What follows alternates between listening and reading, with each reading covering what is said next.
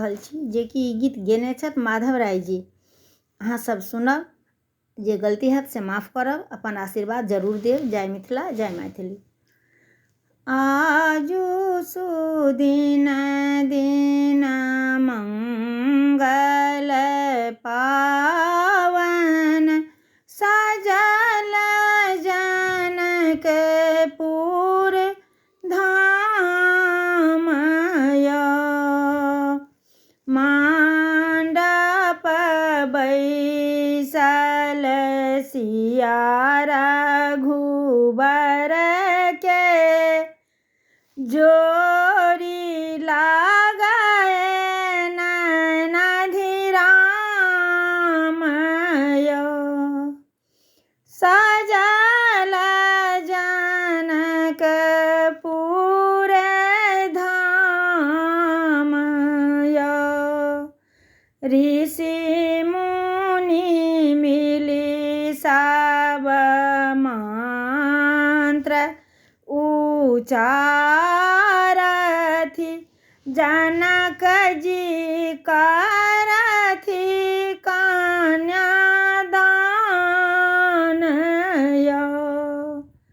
Gazan बाजन ढोल पिपही, चाहु दिस मंगल गान य। सजल जनकपुर धाम य। देश विदेश सँ आएला बड़का बड़का वीर महान य।